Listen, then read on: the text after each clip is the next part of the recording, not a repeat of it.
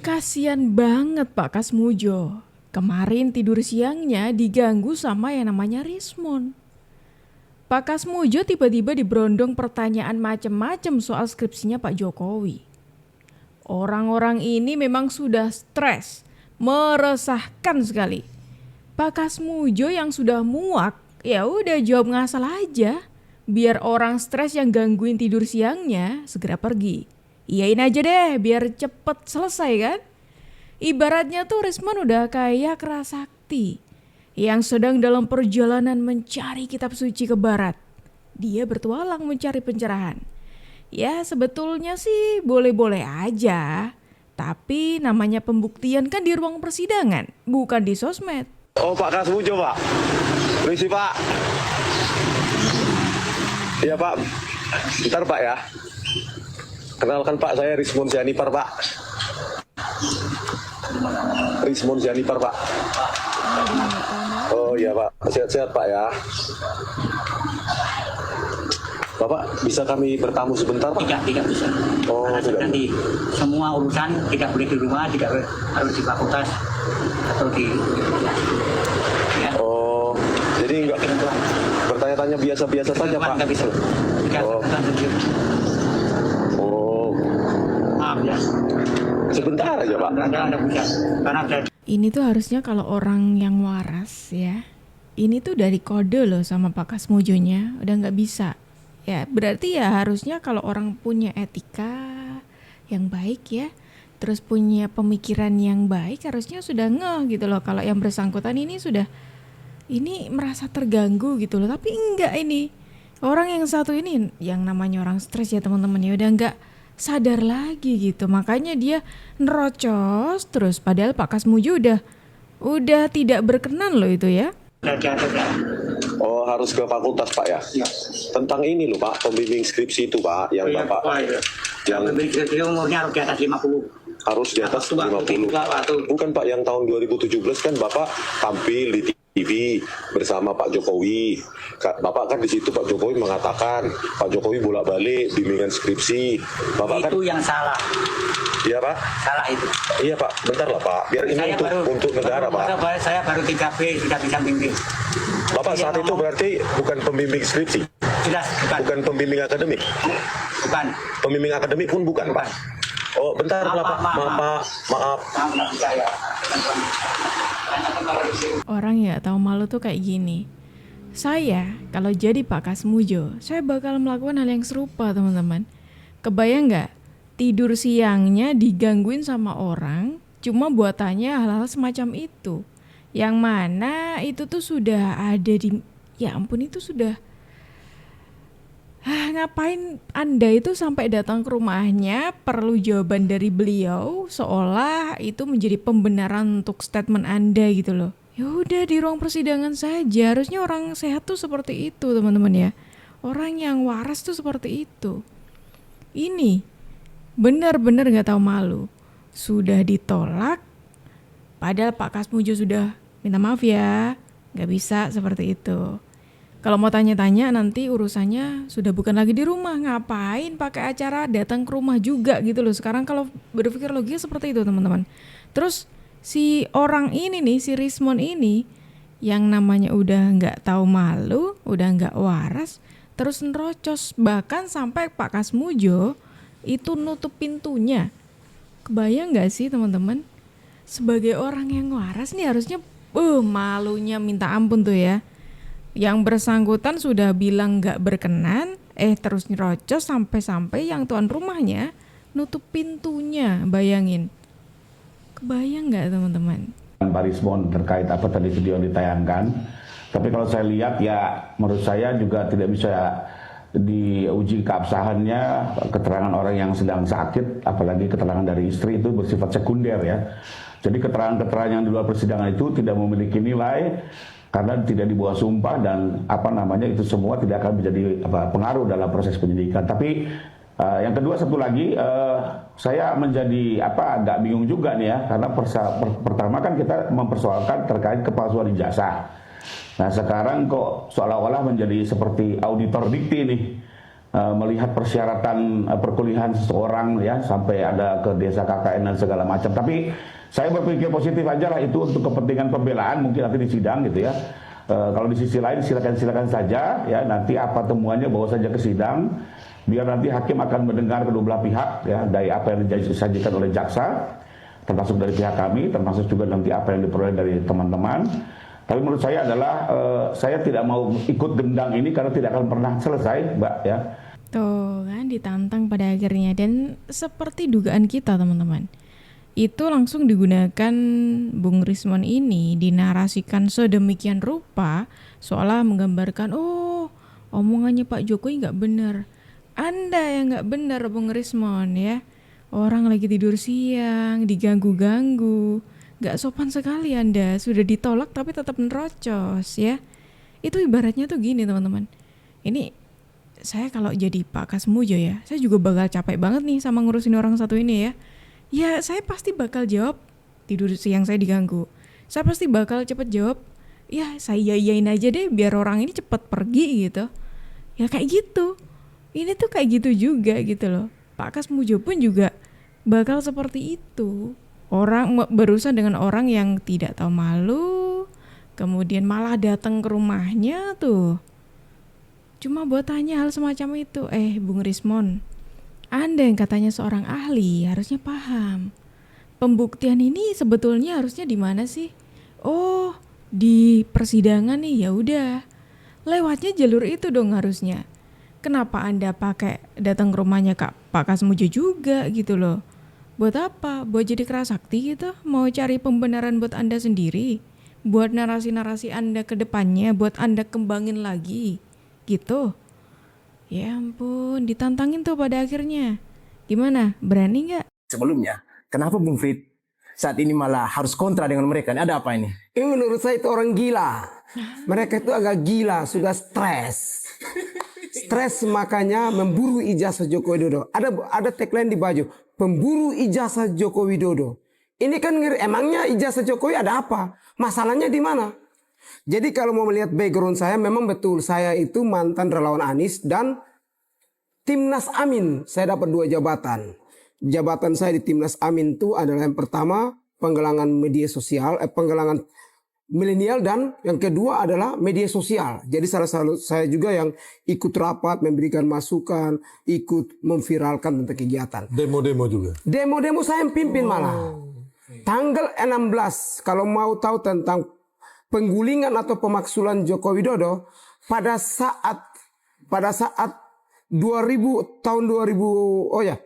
tanggal 15 Februari malam di Timnas Amin itu sendiri, saya yang meminta, gimana kalau kita demo, turunkan Jokowi, KPU curang, Gibran curang, Jokowi curang, Prabowo curang. Itu ide saya. Oh, Pak Prabowo juga curang? Saya bilang curang semuanya. Semua curang. Bukan sekarang mereka katanya sayang sama Pak Prabowo? Dulunya katanya begitu, tapi ternyata semuanya begitu. Jadi malam itu saya umumkan dan ternyata saya ajak beberapa relawan-relawan termasuk ibu-ibu yang sekarang ikut Roy Suryo. Ibu-ibu ini TPWA atau ARM? Yang itu ibu-ibu yang mengaku-ngaku organisasi A, organisasi ARM dan sebagainya itu dulu sama-sama dengan saya. Malam kita komunikasi, saya cuma minta toa satu, besok kita kumpul di Timnas Amin, gabung dan pendukung Ganjar Pranowo. Saya ngomong terbuka saja. Jadi bukan relawan Anies saja, mereka juga gabung dengan kita. Kita demo tanggal 16 di depan KPU. Yang paling pertama kita targetkan adalah gulingkan Jokowi. Tuh kan, ini ada seseorang yang sudah sadar teman-teman ya. Dulunya dia punya jabatan di pendukungnya yang saat ini lagi menggembar-gemborkan omongan-omongannya soal Pak Jokowi dan lain sebagainya itu teman-teman ya. Nah, beliau ini membongkar kalau ya ini rekayasa mereka gitu loh. Rekayasa pokoknya tujuannya untuk menurunkan Pak Jokowi, untuk menjatuhkan Pak Jokowi, yaitu tujuan mereka. Dan tahu menariknya, beliau tadi mengatakan dengan sangat-sangat jelas, orang-orang itu, orang-orang stres teman-teman. Iya, orang-orang stres yang tidak tahu malu, terus kemudian terus aja berusaha untuk mencari pembenaran atas statement-statementnya yang seringkali blunder. Saya itu heran. Dan kalian itu mabuk. Kenapa? Ketika orang mendukung Joko Widodo, Gibran, Prabowo, dibilang manusia penjilat, manusia tidak idealisme. Katanya mendukung Anies Baswedan adalah idealisme. Orang yang berpikir waras. Ini kan pemikiran-pemikiran yang bermasalah. Justru mereka ini yang nggak waras. Siapa bilang mendukung Pak Anies Baswedan itu idealisme? Ketika orang tidak mendukung Anies Baswedan dibilang manusia bayaran, manusia tidak idealisme, manusia penjilat. Enak aja lu bilang penjilat, lu lagi mabuk ya. Kenapa? Belum tentu mendukung Anies Baswedan itu orang idealisme juga, ya. Orang-orang yang sementara menghajar ijazah Joko Widodo ini adalah orang-orang barisan sakit hati, para pembenci Joko Widodo yang dimana ormasnya dibubarkan, ada yang tidak dapat jabatan waktu Joko Widodo jadi presiden, dan juga ada yang waktu jadi menteri dan lain sebagainya dicopot. Nah, barisan sakit hati inilah yang muncul. Sakit hati inilah yang membuat mereka geram dengan Joko Widodo. Jadi jangan pernah berkata bahwa kita yang mendukung Joko Widodo, mendukung Gibran, Prabowo, ini adalah manusia yang tidak idealisme. Justru sebaliknya, kami yang mendukung Jokowi, Prabowo, Gibran ini adalah manusia idealisme. Ya, politik sudah selesai, coy. Jangan ada lagi gontok-gontokan. Jangan ada perbedaan antara idealisme dan tidak idealisme. Karena yang namanya pilihan politik itu kembali kepada pribadi masing-masing. Politik sudah selesai. Dukung Anies itu hanya batas di Pilpres. Setelah itu ngapain saya dukung lagi? Sudah selesai kok. Saatnya saya dukung pemerintahan Prabowo Gibran. Dan saya ikut membela Joko Widodo karena barisan sakit hati ini sudah terlalu buat gaduh, buat rusuh. Sehingga memperadu dombakan masyarakat. Yang pendukung Jokowi serang pendukung para penuntut ijazah Jokowi. Dan sebaliknya. Akhirnya gontok-gontok di medsos dan lain sebagainya. Jadi justru saya hadir untuk mendukung Joko Widodo melawan Anda barisan sakit hati. Ada informasi, ada yang menyampaikan kepada kita, termasuk kepada saya langsung berulang-ulang. Ada dalang di balik ini, ada tanda kutip ada investor di balik ini. Investor? Yes. Tapi saya kan ya jujur nggak punya bukti karena saya dapat informasi juga. Informasi saya dapat dari yang kompeten juga, bukan yang nggak kompeten. Nah, cuman kalau saya menyampaikan di publik ini, nanti saya sama seperti Resmond sama si Roy Suryo, memfitnah sana-sini. Saya tidak mau seperti itu. Tapi saya menduga juga wajar karena ini panjang, mainnya ini panjang. Jadi masih panjang ini? Ini sangat panjang. Targetnya udah saya bilang tadi memang ya mendelegitimasi, menghancurkan Pak Jokowi. Karena kan Pak Jokowi ini kan ya hari ini di politik masih eksis. Penerusnya masih ada, masih panjang lagi. Jangan-jangan juga ya masih panjang lah pokoknya. Nah, orang-orang yang saya katakan tadi tidak suka ini. Kalau bisa ini semua selesai saat ini juga, ya mereka kelompok-kelompoknya bisa masuk di dalam kepentingan ini. Jadi jelas lah arahnya ke situ. Jadi bukan hanya soal hukum, tapi ada politiknya juga di balik ini ya? Justru politik murni. Enggak, politik kepentingan bisnis di sini semua ini. Bisnis? Yes. Keuntungannya apa? Udah nggak usah dikorek-korek, pokoknya sampai situ aja. Oke, ternyata terkuak lagi kalau barisan-barisan ini memang dasarnya itu barisan sakit hati, gitu teman-teman. Dan ada lagi nih, kalau barisan ini ternyata ada pendana gitu ya. Ada pendana di balik ini semuanya. Ternyata ini yang bikin semangat gitu. Yang bikin barisan mereka semangat tuh karena ini ada pendana. Pantes Pak Kasmujo yang lagi tidur siang tuh udah gedeg banget sampai udah diyayain aja karena ya mereka itu kayak gitu. Sifatnya, sikapnya ya udah gitu loh. Mau Pak Kasmujo jawab sejujurnya pun mereka nggak bakal percaya. Ya udah gangguin tidur siang saya ibaratnya kayak gitu ya. Udah saya yayain aja. Biar nih orang nih cepet pergi. Kok iya nggak pergi-pergi gitu loh. Itu tuh teman-teman, terkuak kan sekarang? Wah, memang benar-benar nggak punya malu.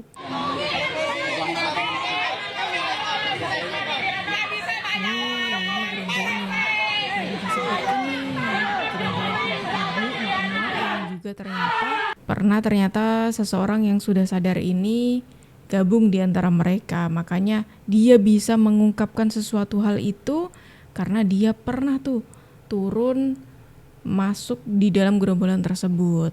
Dan ternyata memang benar apa yang dikatakan oleh Bung Alorboy tadi. Orang-orang ini tuh udah stres semuanya.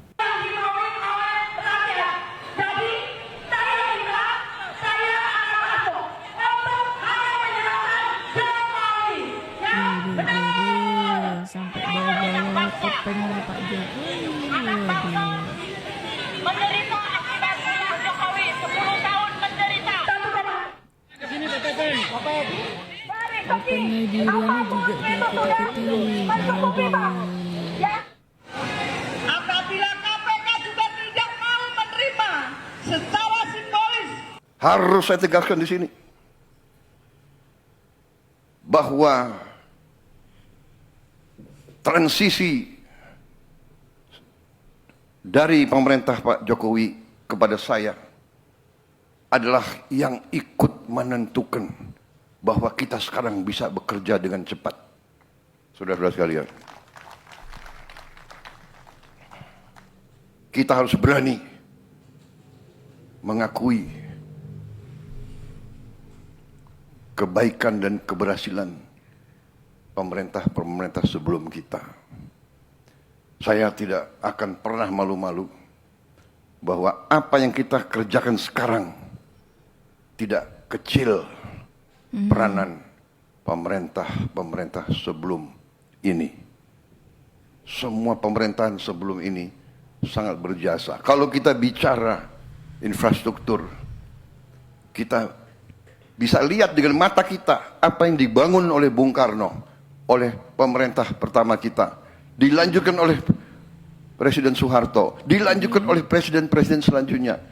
Tidak ada suatu pembangunan bangsa yang datang demikian seolah-olah jatuh dari langit. Tidak.